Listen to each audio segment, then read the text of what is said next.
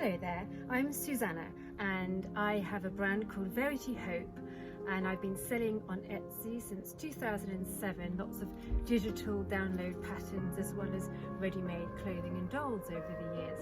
Now these are just a couple of dolls from one of the patterns called Rosie Hope and Little Lucy, and the link below this video will take you straight to the shop where you can check that out. But I just want to talk a little bit about pricing your dolls, because if you want to use the pattern, say for example you're using the Rosie Hope and Little Lucy pattern and you're wanting to make a range of dolls for a craft show, it's very difficult to know what to charge, particularly if your dolls are different sizes. Now, I would recommend, if you are going to have a craft store, to make your dolls in different sizes, because people are attracted to variations on a table, and they're also attracted to variations in price. So if you've got the same size doll all at the same price, people are just going to scan that very quickly, compute yes, no, and off they go. But if you've got lots of different variations in styles of dolls and sizes and prices, people are going to delve in more and be much more interested and stay. So how do you sort of go about pricing your dolls? Well, there's standard formulas, and there's also a very personal side to that too, and that's all about your kind of self-worth. Now, for years and years and years, and I'm sure lots of people have done this, we undersell. You know, we're not living, unfortunately, in an age where handcrafted goods are appreciated. So any artisan or doll maker or whatever you make clothing, you probably know full well that your labour is never taken into account, and customers, particularly who have never sewn, have no idea about the work that's gone involved. But just a few little pointers based on mistakes I've made in the past. Now, the basic formula that you need to cover is your material cost price. That's just fundamental. So easy to do. When you go out to the shops, you buy your materials, just keep your receipts, then calculate how much quantity of fabric and what the trimmings cost, and write them down. And obviously the more specific you can be with that, the better. But you know, if you bought the fabric years ago, just sort of base it on what you would pay nowadays for a similar sort of fabric. So write down your cost price. That's your basic essential price you need to make back first and foremost. Now, added on to that is the most important part, and that is your labour time. Now, I've spoken to people in the past who have run craft shops, handmade craft shops, and they've said to me, you know, you can't put the labour price or labour time on the items that you're making because it just doesn't work. Not, they weren't saying specifically for me, but you know, I've had people who have just absolutely disregarded their labour time for the items they make. But you must put that in. Okay, if you're making your dolls as a hobby and you enjoy it and it's not your income, fine, you know, you don't have to. But if you're serious about having a craft store, making it as a little bit of an income, you've got to add your labour time, because how else are you going to get paid? So what you charge for your labour is a very personal choice, what you charge per hour. But you must be mindful when you're making your dolls, how long does it take to make a doll? Do you make one doll from scratch? Or do you make your dolls as a production line, which is often a quicker way to make dolls? Do you do custom dolls for people, in which case all the consultation is taking up your labour time? So you need to add that on. So you've got your basic materials cost price plus your labour time. That is what you must do.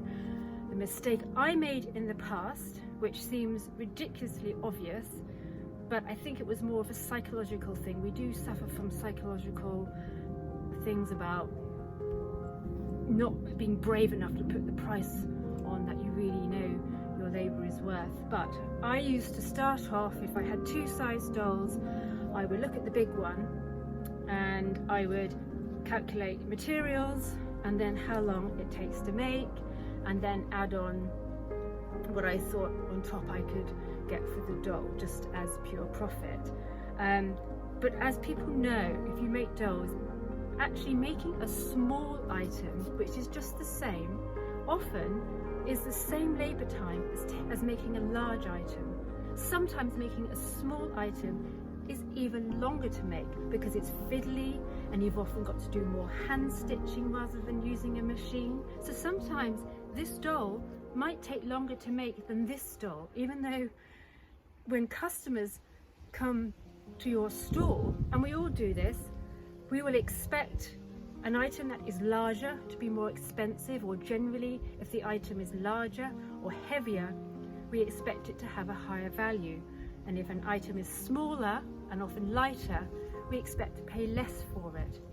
But that disregards what your labour has gone into these items, because generally the labour is the same. There might be a slight variation in materials cost, but again, if you are somebody who's collected fabric over the years, you'll know that there isn't really a lot of difference between the amount of trimming you might use for a large doll or a small doll, and the embellishments are pretty much the same.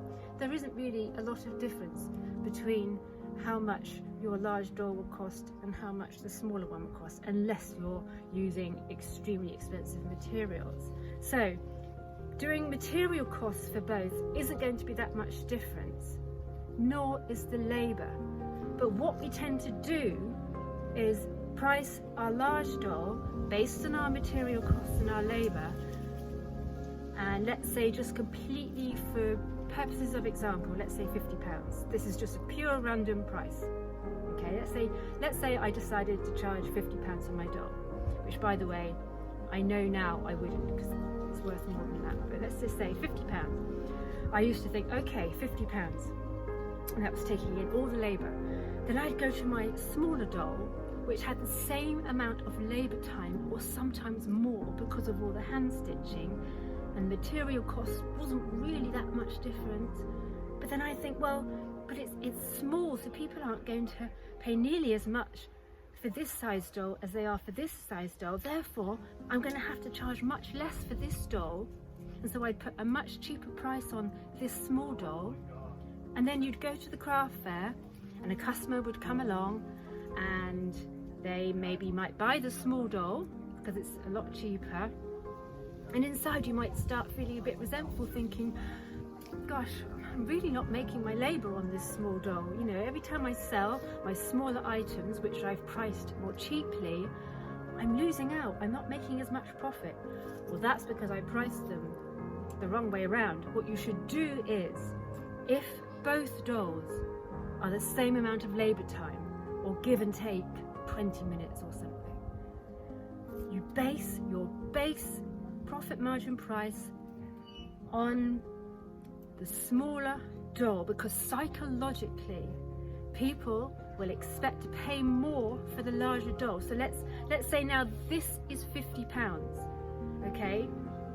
So rather than saying this is £50 and I'm going to reduce the price for this one, psychologically, this is what this is worth because of your labour time. So make this £50 and then add a little bit more, even more, onto the large doll. So rather than pricing this at 50 and then reducing your profit for this, making it cheaper, this is the one you set at £50, and then you add on a little bit more for your larger doll, because it's a psychological add-on, not because you've calculated it to be more, because we've already said the labour is the same, the materials cost is marginal, but because psychologically when they come into that craft show, okay, they'll accept this is £50 because that's what you're charging, but then they'll think psychologically now,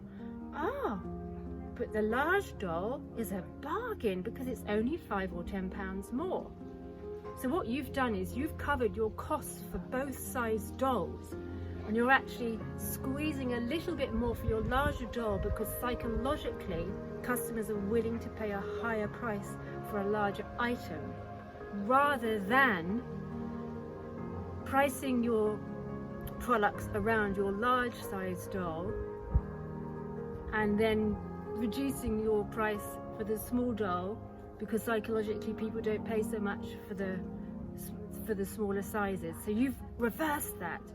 You're sticking to your labor, you're proud of your product, you're worth that, and then you're adding a psychological squeeze onto the larger size doll, because then it's a win-win. You're covering your base costs for both size dolls. You're not going to feel resentful by losing out any profit by selling the smaller doll, and the customer will be pleased because they will be feeling that they're getting a bargain buying the large doll, because it's only £5 or £10 bigger. Now, it took me a long time to sort of really ingrain this in my head, and I may not have explained it so well, but what I'm saying to you is never, never, never undercut your price because an item is smaller, which means you reduce your profit on your labor. No, stick to what your labor is, and then just add on to a larger item or a heavier item, because psychologically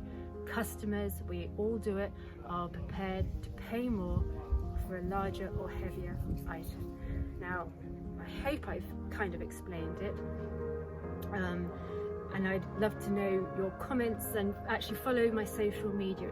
That's the best way to kind of comment back and forth. I hope it's been some help to you, because the patterns that I sell in my Etsy shop, I hope people will make a craft business out of them, because they're a lovely range of patterns which all kind of go together and blend as a nice varied interesting product line. So do check out the links below the video.